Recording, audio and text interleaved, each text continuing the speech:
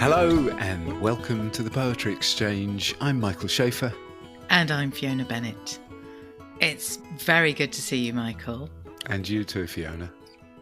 You've been very busy, haven't you? I've been in Manchester doing a performance in celebration of 75 years of the NHS, put together by Kwame Kwame of the Young Vic. There were contributions from 19 different NHS trusts, poems and songs and dance pieces, and it was a really beautiful thing. Yeah. Oh, it's lovely. I was in Manchester as well, in the audience for a fabulous poetry reading on Saturday, which was in the International Anthony Burgess Foundation, which is a wonderful building. And I want to do a big shout out to the organisers of this poetry gig. They're called Poets and Players, and they put together poetry readings with 2 or 3 poets and a musician, Poets and Players, you see. And they're always stunning. I think they must be some of the best poetry readings you can go to in the land. Wow, that's great. Are they just in Manchester or do they do them all over the country? I'm pretty sure they're just in Manchester, so It is a localised shout out. But if you are in that neck of the woods, I mean, it's worth a journey even, I'd say. And on this occasion, there was the fabulous Nick Laird, reading from his latest collection, Up Late, and the cellist, Lee Lu, who played some extraordinary solo cello music. And then, actually, as it happens, Michael, the guest of our forthcoming episode. We couldn't have written it better, Fee. So I did have the very great pleasure of hearing the wonderful Jacqueline Saphra reading on Saturday from her latest collection, Velvel's Violin, which we'll say a bit more about at the end. We've been featuring some conversations from back in our archive, but you'll be pleased to know that we've been having more conversations recently, and this is a more recent one. In fact, it was on October the 20th that we recorded this one. So you'll be hearing myself and Michael talking about Ceasefire by Michael Longley, the poem that's been a friend to Jacqueline.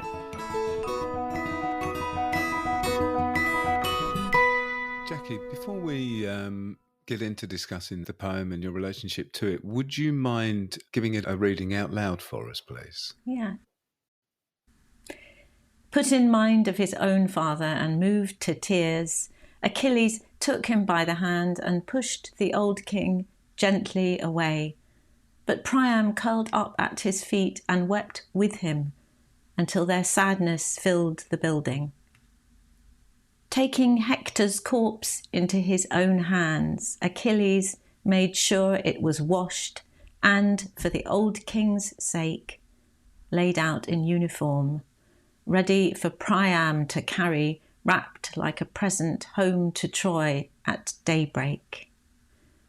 When they had eaten together, it pleased them both to stare at each other's beauty as lovers might. Achilles built like a god, Priam good-looking still and full of conversation, who earlier had sighed, I get down on my knees and do what must be done and kiss Achilles' hand, the killer of my son. Thank you so much. Thank you. Would it be helpful to fill in a little bit of the sort of background of the Greek, of the Iliad and the Homer? Yeah, I was just going to suggest that. Yeah. I think that's useful. I mean, I've always been a great fan of Greek myth. I think all of humanity and inhumanity can be found in the myths. And I think Longley has a very similar attitude and was a classicist, or is a classicist, I should say. And this story is about revenge, I suppose, in a way, forgiveness and coming together. Achilles killed Hector. Hector was the son of Priam. And in this poem, Priam comes to beg for his son's body, to take his son's body back to bury it, and reminds Achilles of his own father. And there's some kind of understanding between them that comes through that. And it was a revenge killing, really, because Hector killed Achilles' friend Patroclus. So there's all that going on. And the body of Hector was desecrated by Achilles, who pulled the body behind him on a cart. So it was a very violent story. And there was divine intervention in the Iliad, but in this story, it's all about human intervention. And it's a moment of ceasefire before things hot up again. Priam does get to take his son's body home to Troy with him. And then, of course, we have the story of the violence and the sacking of Troy. So it's not that everything's over, but there is just this moment of shared humanity. And, you know, I think given the current state of the world, and I'm thinking particularly now about the Israel-Palestine conflict, this is a moment to really appreciate this poem. It speaks also of any war, really. It's a very universal poem in that sense. And I think the fact that he has used Greek myth to explore this is really amazing. He wrote it just before the ceasefire in Northern Ireland, and it was published in the Irish Times, I think, 1994. And that ceasefire was the one that led to the Good Friday Agreement. So it was a very important date for him. So it kind of reverberates down the centuries, doesn't it, this poem, in the most astonishing way. It takes both ancient history and the present time and actually the future inside it. Yes, there's so much in that title, isn't there? Yeah. So imagine then, Jacqueline, that it's been with you for a while, this poem. Oh, yeah, I think I keep returning to it, and I can't even remember the first time that I read it, but each time I have a sense that there's no recovery from whatever awful conflict is happening, and that people are not speaking to each other.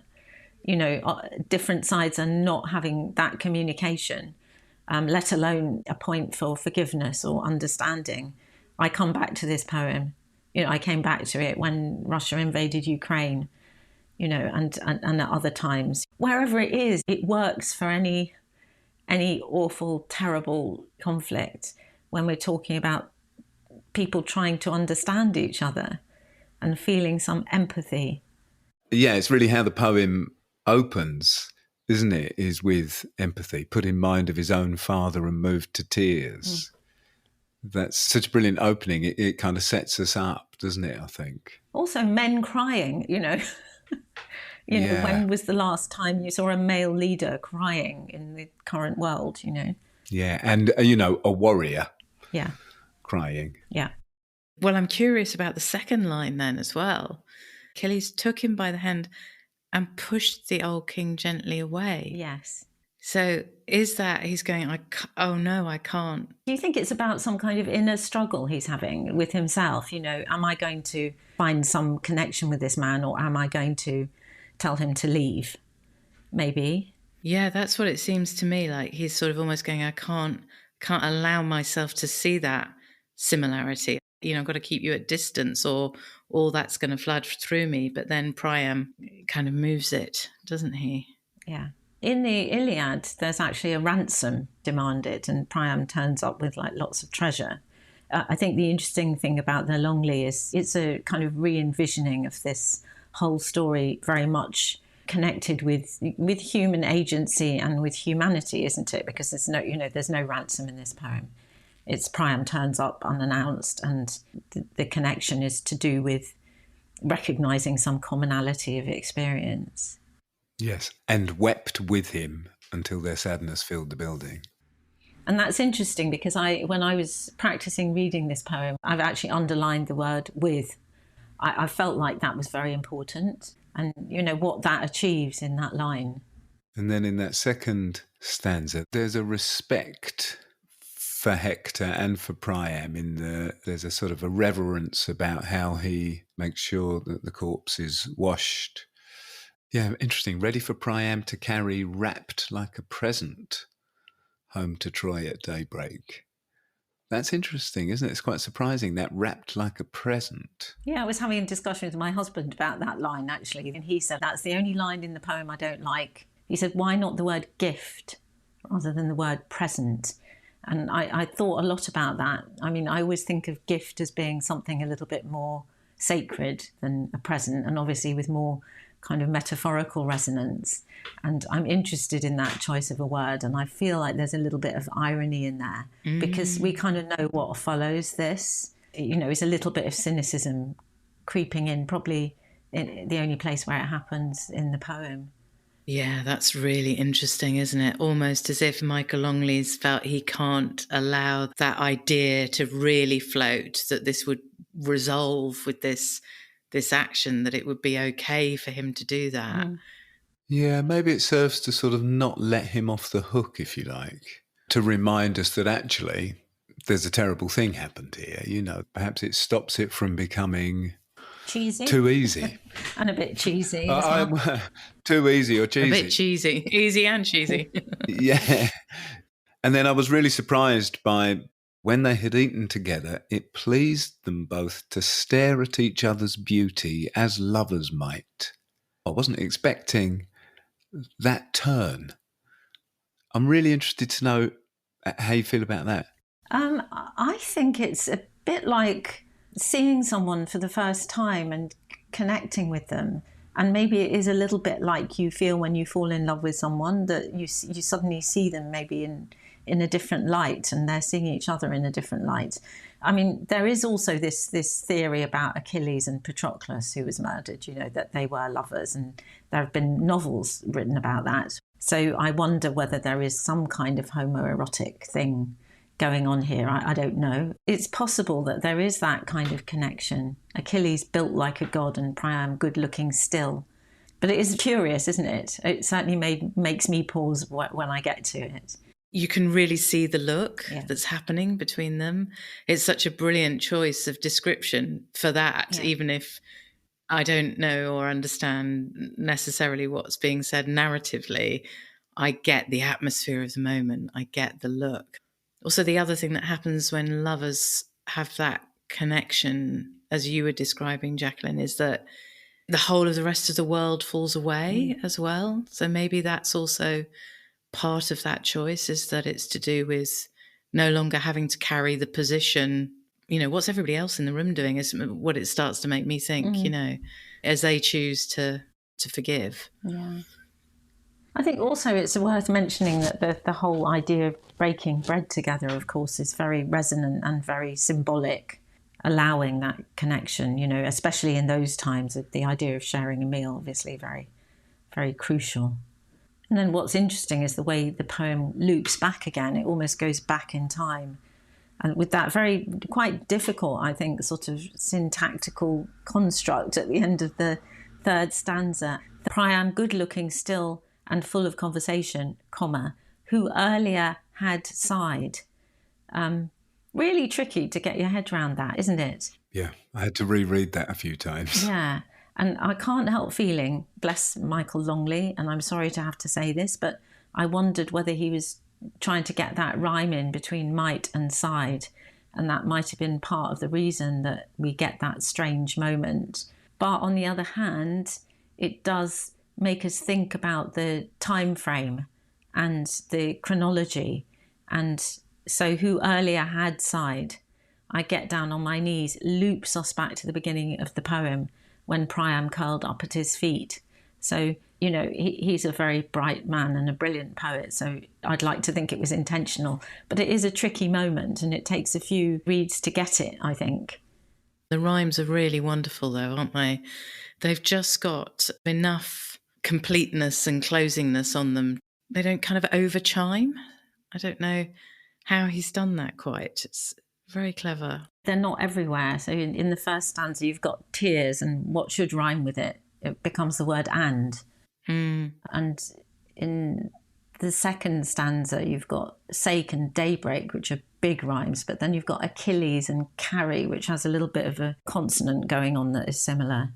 That last couplet with that big full chiming rhyme, done and sun.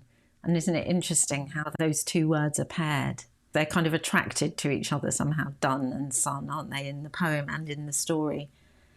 I mean, he tends towards very long lines, doesn't he, Longley? And one of the reasons this poem is very difficult to read is because of the long lines. If you look at the first stanza, for example, it's all one sentence. Right, yeah.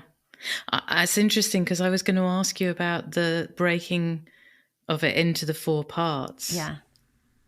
And I actually wonder if that is partly to help us. What strikes you about that? Well, Queen of Sonnets. Well, you can tell I've chosen a sonnet because I do love sonnets. And, well, thank you for calling me Queen of Sonnets. I have written quite a lot of them. But it's interesting reading it out loud because the numbers very much get in the way if you try and read it with the numbers in it. So I deliberately took those out, especially the last one where the final couplet runs on from the previous line. But if you say 4 in the middle of those, it becomes very confusing. So I think maybe he is trying to help us, or maybe he's making it a kind of episodic poem, isn't it? So the first bit is the curling up at the feet and the weeping, and the second one is the corpse being laid out, and the third one is eating together. So you have basically 3 different scenes unfolding. Isn't it wonderful, though, the way a poem is working on you and you don't even know how it's happening? As you say, episodic, and aware of Michael with a theatre background and thinking of Brecht's approach to theatre, which was that sort of focus on laying out the action as opposed to the empathetic swell of emotion and being sort of carried through something. I wonder if there's also something of that here. He's not getting carried away with anything sentimental, even though he's talking about them looking at each other like lovers, and there's still this distance. There's a cool regard in this poem, I think. Yes, which goes back to our earlier comments about easy and cheesy, doesn't it? Because it could easily tip into something quite sentimental, this poem, but it doesn't. And I agree. I think those numbers do help to give us pause, don't they? And they make a longer pause between stanzas than you would get if it was just a stanza break. Can I ask you, Jackie, to talk about that last couplet? I get down on my knees and do what must be done.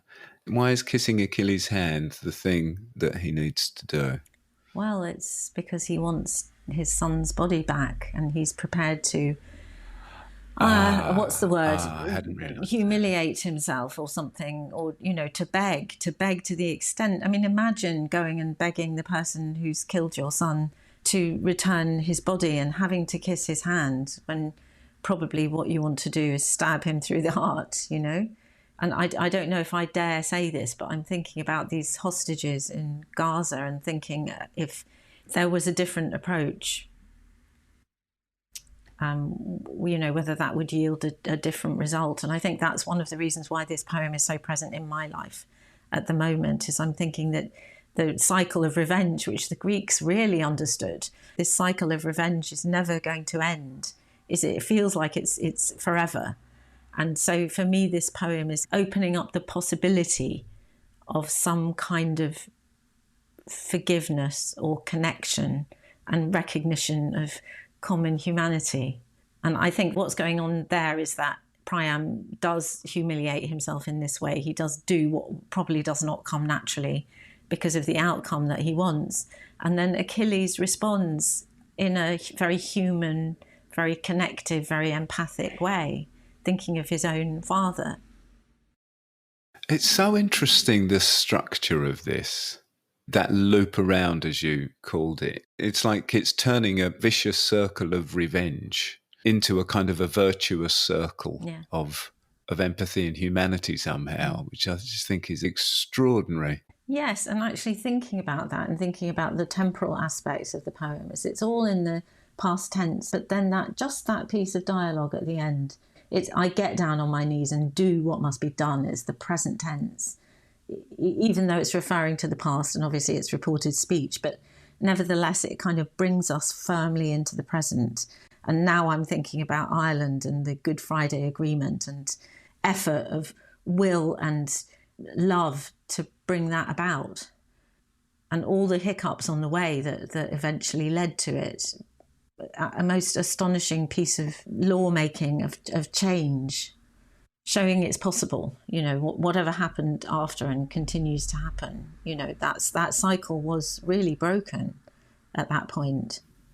And it's just so wonderful today, to be introduced to this friend when it's so hard to see hope or to keep thoughts of the positive possibilities of humanity. Oh, thank you. Can I just read you a tiny bit of something that Longley said about the poem? Please. He said, when I was writing it, it was at the time when there were rumours of an IRA ceasefire, And I wrote it partly because I do have some sense of the magic of poetry in the world, hoping that it would make some tiny, tiny, minuscule, unimportant contribution to the drift towards a ceasefire. That's fantastic. But I love that idea about a tiny contribution to the drift. Yeah. You know, and in these big geopolitical things, that's perhaps the most we can hope for, is to add tiny contributions to the drift. Yes. There's a quote from the Mishnah, which is the first book of Jewish law, which I carry in my heart. And the Mishnah, so it has lots of quotes from ancient rabbis, most of which are completely nuts, but there are a few that are really brilliant. And this one from Rabbi Tarfon, do not be daunted by the enormity of the world's grief. Walk justly now, walk humbly now. You are not obligated to finish the work, nor are you free to abandon it. And I think that speaks very much to Longley saying some tiny, tiny, minuscule, unimportant contribution, is that if we all make some tiny, tiny, minuscule, unimportant contribution, that could amount to something meaningful and substantial. Does this poem give you hope? I find hope a very complicated word. I'm never quite sure what to make of it, because I think hope it can be an excuse for inaction. And I guess I'm sort of temperamentally an activist. I was always brought up with that idea that tikkun olam, which is the Hebrew for healing the world, you know, that on some level it is my responsibility in an incredibly grandiose way to try and do something to make the world a better place. So I think hope can make us a little bit passive. I see it as more of a kind of galvanizing poem, actually, that it is possible to ask for forgiveness and to be forgiven. But both those acts are very active, aren't they? They're not about hoping. They're about actually doing something. So I think that the comfort in this poem for me is that human beings have the capacity for change, but with the full acknowledgement that it's incredibly difficult to do that.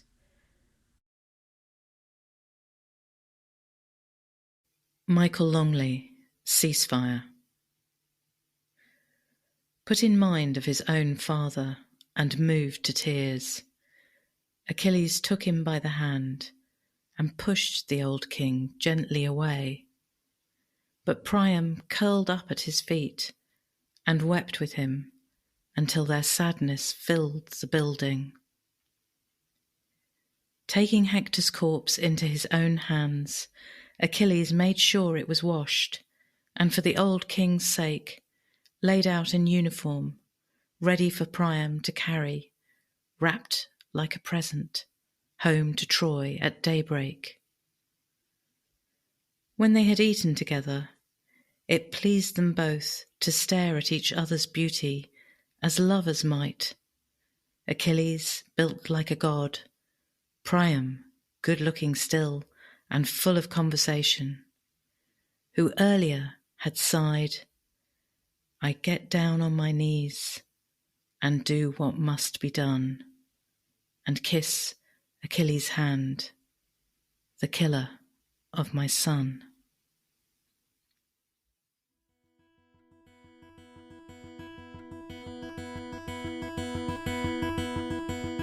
That was Fiona with the gift reading at the end there. Our thanks, of course, to Jacqueline for giving us the time to have that wonderful conversation and for allowing us to share it with you. And also to Jonathan Cape for allowing us to use that incredible Michael Longley poem. So we'll put details of that on the description page, and we'll also put details of Jacqueline's brilliant latest collection, her 5th collection, Velvel's Violin, published by Nine Arches Press.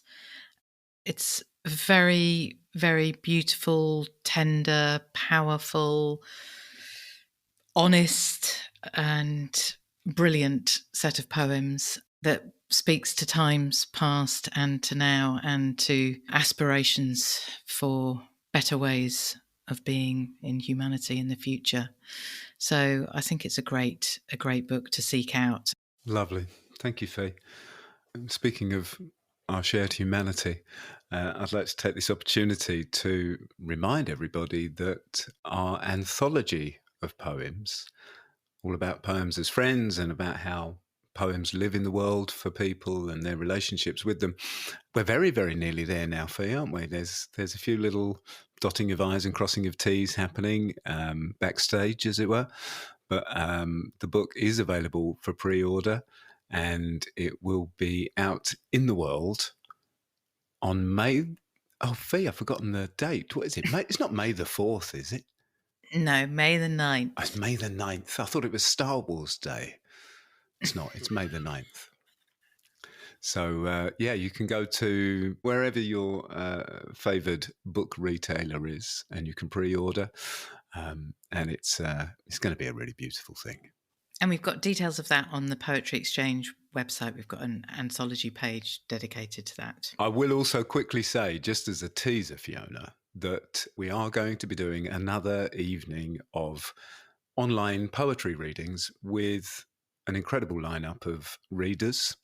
In the Company of Poems, we call it. We've done 2 before. The feedback we've had has been amazing. So it looks like it's going to be February. We'll give you more details in coming months. Looking forward to that.